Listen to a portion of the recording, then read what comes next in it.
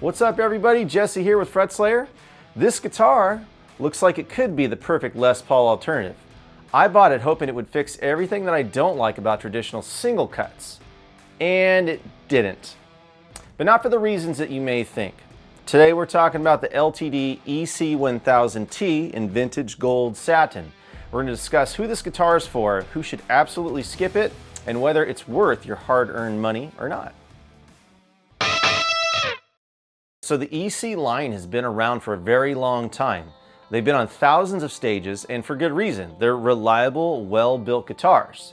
I've played several of the EC designs in the past, and although I generally like them, I could never really get along with the thin body that they were originally designed with.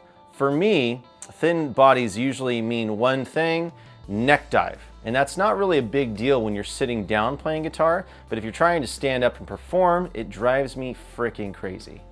So this here is the EC-1000T, T standing for traditional, meaning a full thickness Les Paul style body. Some people don't like heavy guitars. I don't mind them at all. I actually prefer it. I think they hang better on a strap. Your guitar stays anchored, there's no neck dive.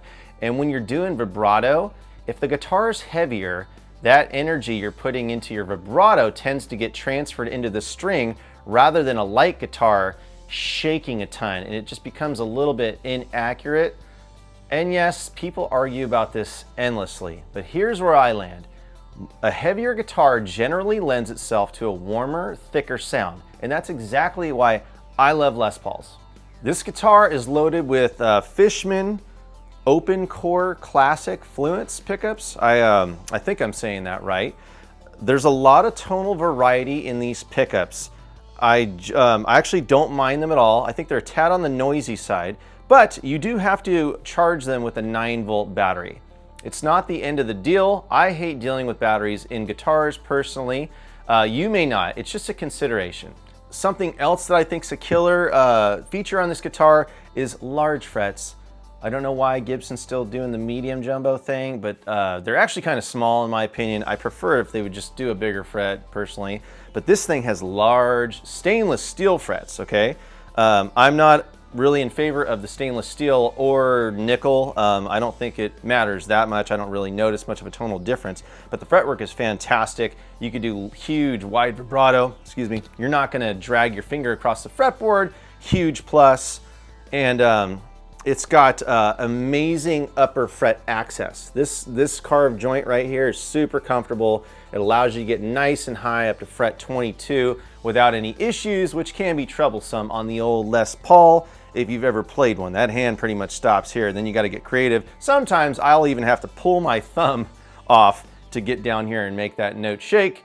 You get used to it when you play them for a long time, but I just wish freaking Gibson would do something like this. This is pretty cool. Also, the other notable feature is the hardware. These are Tone Pro's locking hardware. So another thing, you know, if you're trying to replace strings on a Les Paul, this tailpiece falls off.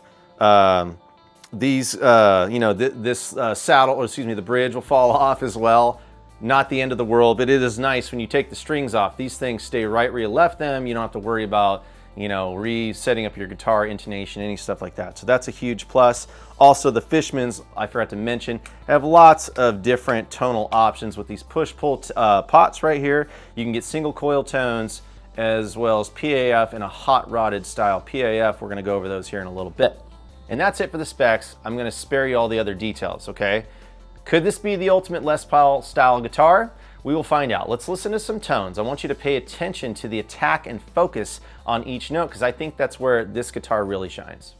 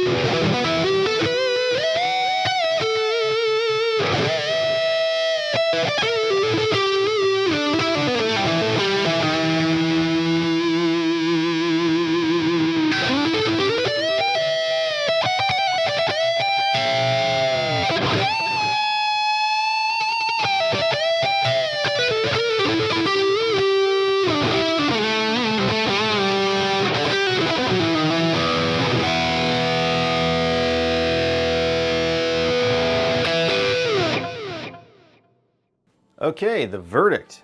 It definitely does not sound bad. I was actually surprised. I normally hate single coil type sounds, and this thing actually sounds quite good. They're really balanced.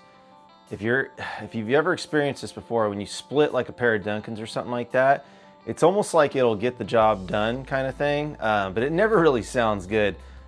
If it doesn't sound good, I won't use it. Therefore, all my humbucker guitars, they don't ever have coil splitting. If they do, I just never use them. I would use this. I really enjoyed the single coil position. There's like a natural compression going on to these pickups that actually kind of lend itself to the clean playing. So kudos there. My favorite setting for the rock stuff was definitely just the standard PAF.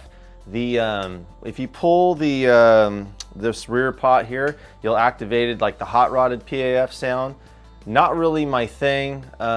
It's almost like, you know, when you take a tube screamer in front of an amp and it kind of removes some of the low end, tightens everything up. This thing really narrows the sound. It kind of loses all the warmth in the body, and I just don't like that. That's not for me. Some people probably would, you know, have a use for this, especially if you're doing like really precise modern metal sounds, which obviously I can't play. I wouldn't even try. It would sound terrible. Not for me. All right, who is this guitar for? So I think if you're one of those players that you like the look of the Les Paul, or excuse me, the single cut rather, and you just don't, it's a little too vintage for you. You lean more towards like the modern metal camp and modern tones. This thing is for you. It's definitely got its own thing going on. It doesn't sound like a Les Paul, in my opinion. This thing definitely leads towards modern sounds. It will do low gain, mid gain stuff, as you heard in some of the sound examples provided, but if that's your shtick, you know, or where you live, I think the Les Paul or another traditional single cut will suit you better than this guy. So if you're the person that values like effortless playability, large jumbo frets, lightweight, upper fret access, lots of tonal variation on your guitar, this guitar makes sense for you. I bought it hoping it would solve my rub with the traditional Les Paul style guitar. And it actually really does. It does a fantastic job of doing so. It just doesn't lend itself to the music I like to play. So for me, it's a no. Who this guitar is not for. If you're somebody that prefers simplicity, a vintage kind of feel, you like the heavy body guitars, you don't like dealing with 9-volt batteries, and you like that like warm, thick, chewy kind of vintage sound, this is probably not going to satisfy you, in my opinion. It's not that there's anything wrong with this, it's just the wrong tool. So in conclusion, I think this guitar is really cool. It's definitely got its own thing going on. It's a very unique sonic approach, wrapped up in an extremely familiar shape. That's pretty much it. So thousands of players using these can't all be wrong. It definitely is a fantastic guitar. I just wish Gibson would take notes and implement some of these really cool things. But then again, if Gibson made the guitar, I probably wouldn't be able to afford it. So if you guys like the tones that I got out of this guitar, it does it in spades. If you want to buy one, I've included a link down below. If not, keep an eye out for these on the used market, because that's where the true value is. So until next time, thank you for watching, and keep shredding.